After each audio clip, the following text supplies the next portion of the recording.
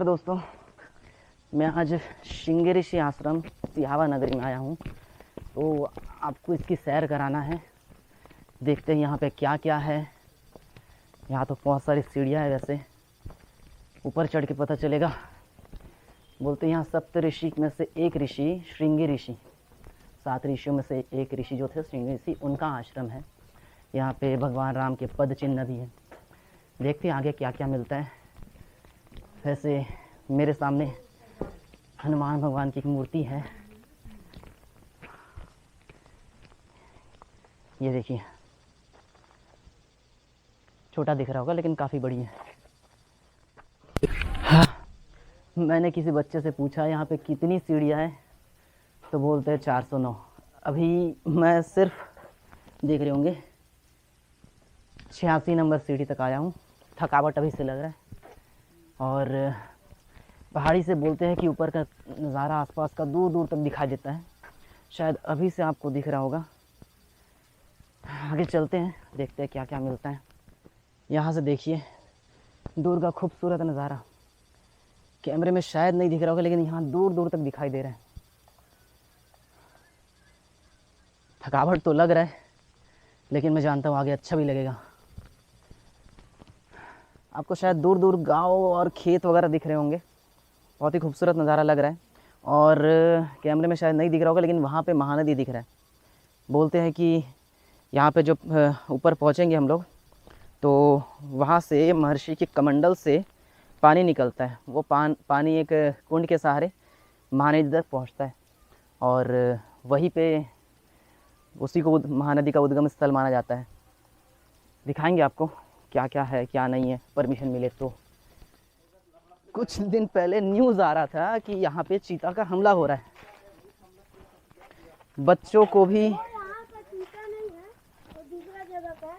अच्छा, भूखे प्यास से आया था। यहाँ का चीता नहीं है लेकिन वो इसी मान में रह रहा था। ये चट्टान मैं नीचे उतरना नहीं चाहता लेकिन कुछ दिन पहले न्यूज़ में आया था एक औरत पे भी हमला हुआ था, एक बच्चे पे भी हमला हुआ था।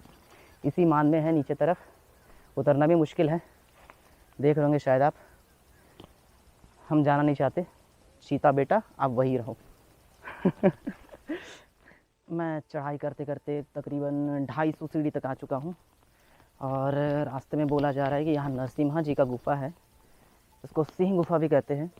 एक्चुअली श्रृंगी ऋषि जी अलग अलग भगवान के लिए अलग अलग जगह पर यज्ञ करते थे। तो ये यज्ञ बोलो तपस्या बोलो, ये उनमें से एक छोटा सा गुफा है।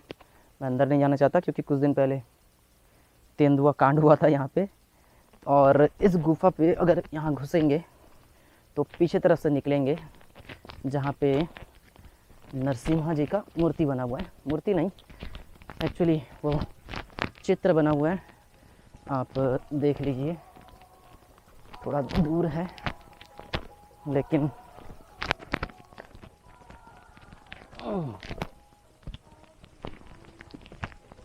हाँ, ये रहे नरसिम्हा जी।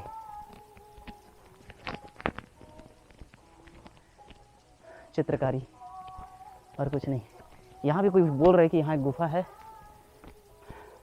जाने से मना कर रहे हैं। हम नहीं जाते, वापस चलते चलिए। मेरी सांसें फूल रही है वैसे भी। सीढ़ियों की गिनती में हुआ मिस्टेक। देखिए आप देख सकते 286, 87, 88, 99, 90 के बाद सीधा 300। यहाँ से 10 सीढ़ियाँ गायब हो गई। मतलब देखा जाए तो सिर्फ 400 सीढ़ियाँ होंगी शायद ना। 409 ही है शायद। एक्चुअली 420 तक जाएगा या 419 तक, देखते आगे जाकर। और एक इंटरेस्टिंग फैक्ट पता चला है, हम लगभग पहुंचने वाले, 20-30 सीढ़ियाँ बची हैं। बोलते कि ऊपर जो मंदिर है ना, वो श्रृंगी ऋषि जी ने वहाँ तपस्या किया था। उनका कमंडल से जो पानी निकला था वो पानी इसी पहाड़ी के नीचे, ये एक छोटा सा गुफा दिख रहा है, यहाँ से निकला था। शायद आपको दिख रहा होगा। यहाँ से निकल कर पहाड़ी के सहारे यहाँ से नीचे तरफ गया था। लेकिन ना, सॉरी,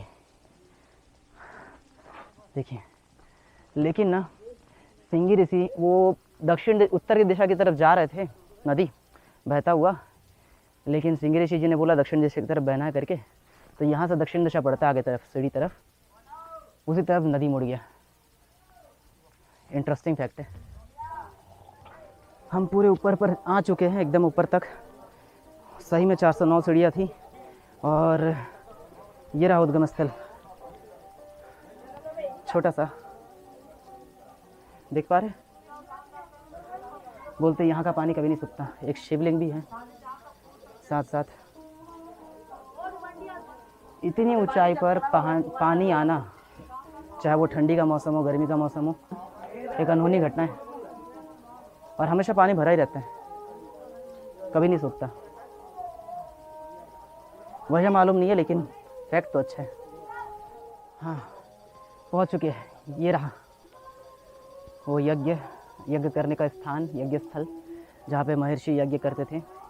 वैसे इनको घेरा गया है और अगर ऊपर की तरफ देखेंगे आप तो आपको एक खूबसूरत कुटिया टाइप का नज़र आ रहा होगा। पूरा बाँस से बना है और खजूर के पत्ते से, खूबसूरत लग रहा है। ठंडक भी अच्छी यहाँ पे। ये रहा मेन मंदिर, यही मुख्य मंदिर है जिसके अंदर महर्षि जी की मूर्ति है, श्रृंगी ऋषि जी की। चलिए आपको दिखाते हैं।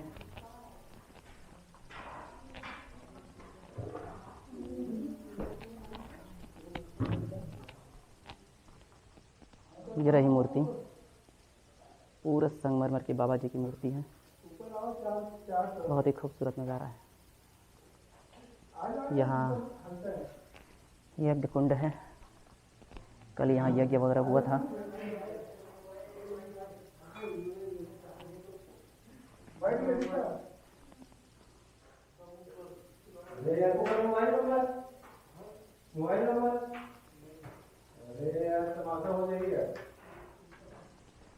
देखिए दोस्तों, ये है मुख्य श्रृंगी ऋषि जी, ये उनकी पत्नी शांता माता है ना।